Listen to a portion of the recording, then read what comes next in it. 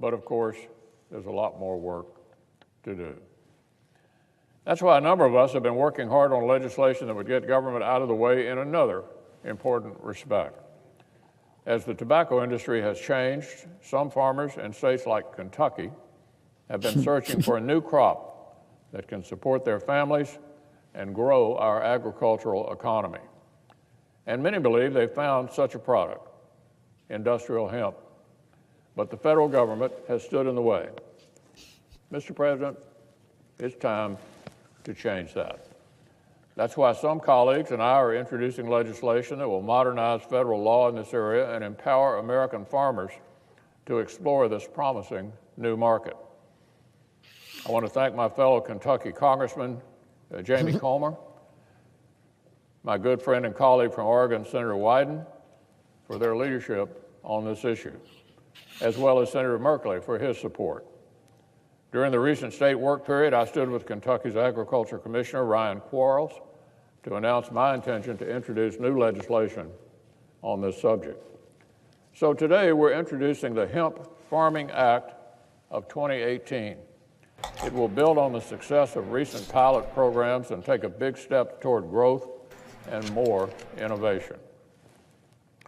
As I travel across Kentucky, I've spoken with farmers, manufacturers, and small business owners. Time and again, they shared with me their enthusiasm for hemp's potential to re-energize agricultural communities and provide a new spark to the U.S. economy. Spark! This Spark bill will help make that potential a reality. But first, let's remember how we got to this point. In 2014, I secured language in the Farm Bill that established hemp pilot programs in states that allow hemp research. That was him, huh? The results have been extraordinary. In Kentucky, hemp is proving useful across a wide variety of innovative products. Its fibers are being added to concrete and home insulation. Its extracts are being researched for potential Makes great turtle benefits. shells. And some breweries in Kentucky have even crafted hemp-infused beer. Oh, say it isn't so. Last year alone, the hemp industry added 81 new jobs in Kentucky and yielded more than $16 million for Kentucky farmers. Cannabis will not help That, you grow a Mr. chin, President, though. is just under Kentucky's research pilot program.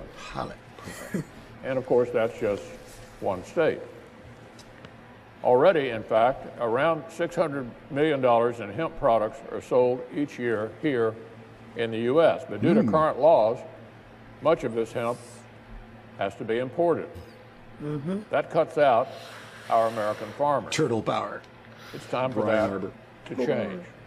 The legislation we're introducing today will solve this problem and get the federal government out of the way. Solve problems. Of this promising market.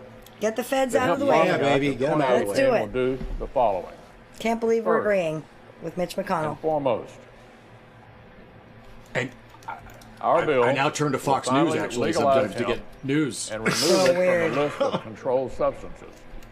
By recognizing the difference in statute between hemp and its illicit cousin, we can remove much of the confusion facing farmers, producers, and state agencies. Turtle. Second, the legislation will allow states to become the primary regulators of hemp if they can develop a plan to properly monitor its production. Figure it out. Kentucky Agriculture Commissioner Quarles is a strong supporter of hemp and its potential. And under his guidance, the industry is already growing and maturing in Kentucky through the pilot program. He and state leaders like him around the country are well positioned to develop their own policies and take the industry to the next level. Yeah, baby. If states are unable or choose not to create their own regulatory plan, the U.S. Department of Agriculture will provide the necessary oversight. Are you fucking serious? Third, this bill will also allow researchers to apply for competitive federal grants from USDA. We have to send him a nice So we can note. continue to see more innovations with respect to this extraordinarily versatile crop. And finally, our legislation will also explicitly make hemp eligible to apply for crop insurance. That will enable farmers to build out a steady business model and put it on a level playing field with other crops. So I look forward to continuing to work with colleagues here in Congress and hemp advocates in Kentucky and throughout the nation All right. on this Us. legislation. We'll work He's with you. talking about Again, us. I want to particularly thank Senator Wyden and Senator Merkley for working with me on this bipartisan bill. I also want to thank again Congressman Comer, a longtime advocate for hemp, who, by the way, was the former like it, Rick agriculture Green. commissioner in Kentucky, for taking the lead in introducing companion legislation over in the House. Nice. So I'll be Mitch, proud to welcome to continue the to work with proper him on side this of issue. things. Yes. Welcome to the right side of Promising history. step. I'm hopeful that together we can get this bill across the finish line and on to the president's desk. Welcome to the party, Mitch McConnell. Wyden responds. Wyden's head explodes in his response, essentially. That's pretty cool. Brandon, what do you think? Do you think this is going to pass? And doesn't it essentially mean that they're going to have to deschedule hemp? Some part of hemp? I mean, cannabis. It's in the same category. Yeah, I think this will pass. I mean, he's been pushing ever since he started pushing the farm bills that have led to what's going on now. This is kind of just an evolution of his original farm bill in the 2014 farm bill, and then the provisions after that kicked in time that allowed people to go from doing the experimental crops with the colleges and stuff like that to the next step. And each state could make their own laws at that time. Right. So basically, it's the ones that did it, the ones that decided to do it, that took advantage of it. Kentucky and Colorado. They're doing good now. Yeah. There's a few other states too that have moved into commercial crops, but they're even them are in the experimental stage, like in Carolina, I think, and Wisconsin. There might be a producer in Wisconsin though that makes a lot of hemp stuff. But anyway, all that aside, like, I'm just mad about the states that didn't even bother with the experimental researching with the colleges. Yeah, California, they're dragging their feet. I mean, ridiculous? What's wrong?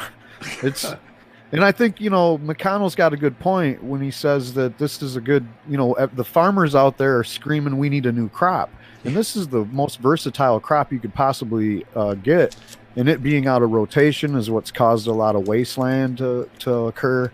And people know all this stuff. So I'm a big advocate for hemp. Like I said, I read The Emperor's Wear No Clothes when I was a little kid. And, I just love everything about hemp. So I'm happy to see all this happen. But I think the people that were dragging their feet before, I don't see any change. But unless you just totally make the distinction between hemp and anything else, and then take it off the schedule. Right. I mean, of course, I feel like any kind of scheduling on the plant period is ridiculous, but if we have to do like these steps because it's just logical things to certain people that just ain't going to get it no matter what you tell them or how you show it to them, we need to get this done like 10 years ago or 50 years ago. Like, why was hemp ever thrown in with what you wanted to make illegal because it got people high in the first place is what I want to know. Exactly. And now the last one, I think the last one that was proposed, maybe it was Mitch's bill before, was also expanding the amount of THC. It was like doubling it to the amount of THC you could have in a hemp plant for the medicinal purposes. So that's kind of cool. I don't know if that's still going to be part of this. I mean, it's just so they can produce less and make more, medicine. Medicine out of it. But then on the other side of it is just the pure. I mean, it could be used on the pure industrial end for fibrous things and materials like that. I mean, as using it to clean up, toxins and plant the stuff in areas that need to be cleaned up, and let that bioaccumulator take it up, chop it down, turn it into clothes. Right? Yep. Don't eat it. Don't eat and oil that stuff. Then you grow the other stuff for medicinal value too under the same law. And boom, Bob's your uncle. Straight out NPR and Twitch. Mitch McConnell, true American hero. Not really. Just on the bandwagon. He's on the right side of things. He's on the right side of Kentucky needs something else to grow. Tobacco continues to dive. with popularity, especially with millennials.